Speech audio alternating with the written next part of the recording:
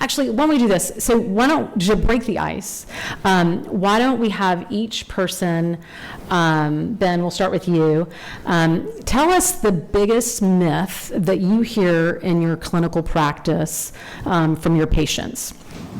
I would say probably the biggest myth that I hear, especially if it's relating to substance use, is my parents are overreacting about weed, or weed is all natural and so it's not that big of a deal. And when it comes to alcohol, that blacking out is not that big of a deal because everybody does it, and again, you don't need to worry about it. Okay. I think one myth is that to go and use college counseling, you have to have some sort of like severe mental health condition or something diagnosable. And that's a myth because anybody can take advantage of it. Kind of piggybacking on that, as a psychiatrist, what I hear a lot from my patients is, I just don't think I need my medicine anymore at college. That was like the old me, I'm gonna figure it out at college. And same for accommodations, so extra time or help with note taking. A lot of kids will say, well, I just want to see how it goes, and I think I'll be all right without it. But that's sort of like leaving behind all the tools that helped you get to the place you are. So you want to definitely keep your good momentum that got you to where you are going at college.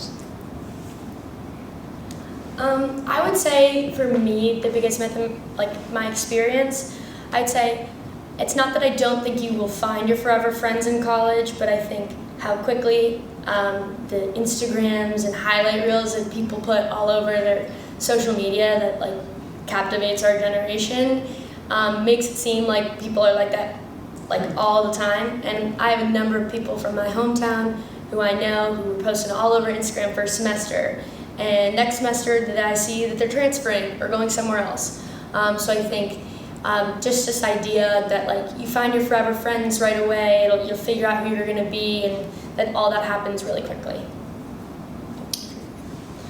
I would say there's a huge pressure in college to learn to become the word independent, and a lot of people think independent means do everything perfect all the time. That's what an adult does.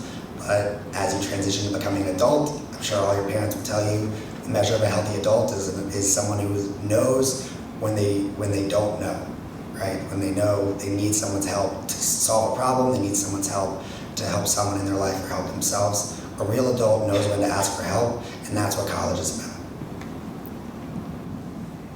As a dietitian, I would say one of the common myths that I hear from young adults embarking on college is just they've stopped growing, they're 18, and therefore their body shouldn't change, and that their demands and their needs are going to stay the same.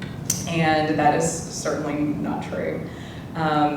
Lots of transition is going on that time, in that time period. There's continued growth and development, and our bodies change throughout the life cycle, and so do our needs. I think the biggest myth I would hear is that if you're not okay and having a great time in college, there's something wrong with you. It's okay to not be okay.